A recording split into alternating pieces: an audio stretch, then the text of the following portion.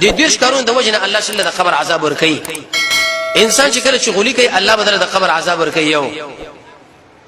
دویم چې کله سړی د تشمی تیز نه ځان نه ساتي رب العالمین بدل د قبر عذاب ور کوي دریم چې سړی کله دروغ وي الله رب العزت بدل د قبر عذاب ور کوي څلورم چې کله سړی د قران کریم نه ودشي معنی غفلت کې چې بالکل توجه ورته نه کوي او پنځم چې کله انسان کافر الله بدل د قبر عذاب ور کوي شپږم چې کله انسان مشرک الله بدی انسان له قبر عذاب ور کوي مشرک انسان لا و مهلینم فرمایي چې کله سړی د مور پلار نه فرمانه اته مهلینم دا فرمایي چې سړی موږ نه کوي نه هم د قبر عذاب په دی وجه باندې لري سړی زکات نه ور کوي زکات لسم مهلینم دا فرمایي چې کله سړی سود کوي اولسم او علماء دا ذکر کړي چې سړی د موږ د خپل وخت نه ورسته کوي دولسم او علماء دا ذکر کړي د دی وجه د قبر عذاب راځي چې انسان به د سمنځله ودري قصدن درلسم او علماء دا ذکر کړي چې کله انسان زنا کوي الله بدل د قبر عذاب ورکړي څوارلسم او علماء دا ذکر کړي چې انسان لواتت کې الله بدل د قبر عذاب ورکړي عبد الله ابن عباس فرمایي په دې قبر کې بلته خنزیر جوړي خنزیره څومره خطرناکه خبره پنځلسم علي فرمایي چې سړی وینا کوي به په عمل نه کې الله تعالی د قبر عذاب ورکړي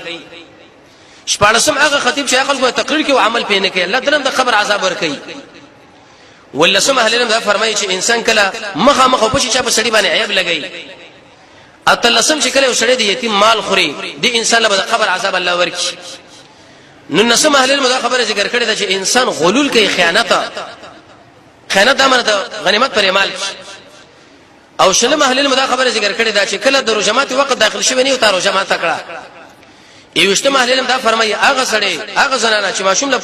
بندګي د وخت نه مخکې د خاون سره ورانه شي د zarar ورکړي شي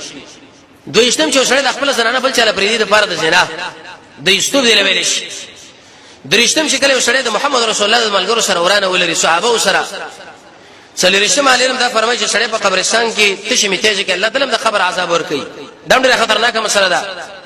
پنځشتم چې سړی اغلا کوي اغلا او شپږشتم اهل الم دا فرمایي